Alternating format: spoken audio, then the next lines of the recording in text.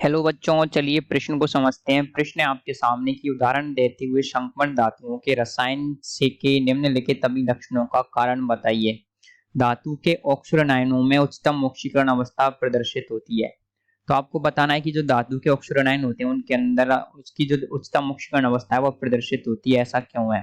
तो इस प्रश्न की जो मुख्य अवधारणा है वो ये है कि आपको पता होना चाहिए कि संक्रमण धातुओं के ऑक्सीकरण आयन में धातु की उच्चतम ऑक्सीकरण अवस्था क्यों प्रदर्शित होती है। आपको वो कारण पता होने चाहिए जिसकी वजह से संक्रमण धातुओं की उच्चतम ऑक्सीकरण अवस्था ऑक्सीकरण आयनों के अंदर प्रदर्शित होती है। तो सबसे पहले आप देखेंगे ऑक्सीकरण आयन क्या होते हैं। देखिए ऑक्सीकरण आयन ऐसे होते हैं जिसके अंदर क्या हो, संक्रमण धातु क्या हो, ऑक्सीजन के साथ में जुड़ा हुआ और उसके पास में क्या हो, उसके ऊपर क्या हो, ऋण आयन पाया जाता है। जैसे कि MnO4 minus, Cr2O7 minus 2, Cr2O7 minus 2।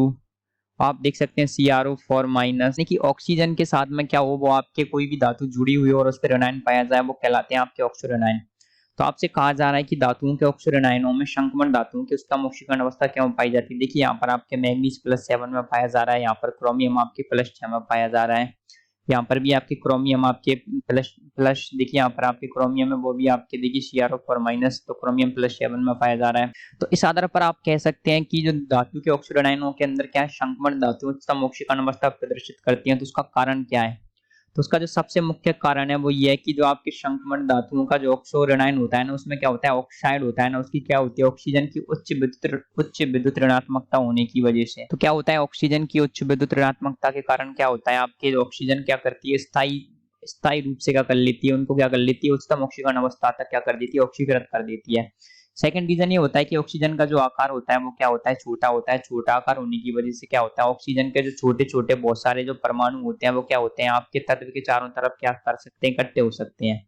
यदि इसका जो आकार बड़ा होता तो जो बहुत सारे परमाणु अपने आकार की वजह से तत्व जो आपके अन्य तत्व उसके चारों तरफ इकट्ठा नहीं हो पाते। तो छोटे आकार भी इसका मेन रीजन है। सबसे मेन रीजन है कि ऑक्सीजन की उच्च विद्युत ऋणात्मकता, सेकंड है छोटा आकार, और तीसरा कारण ये होता है कि जो आपके ऑक्साइड होते हैं उसके अंदर क्या होता है आपके D5P5 बहुबंध बनाने की क्षमता भी पाई जाती है। तो निम्न कारणों की वजह से ऐसा होता है। तो आशा करते हैं आपको प्रश्न का उत्तर समझ आया होगा। धन्यवाद।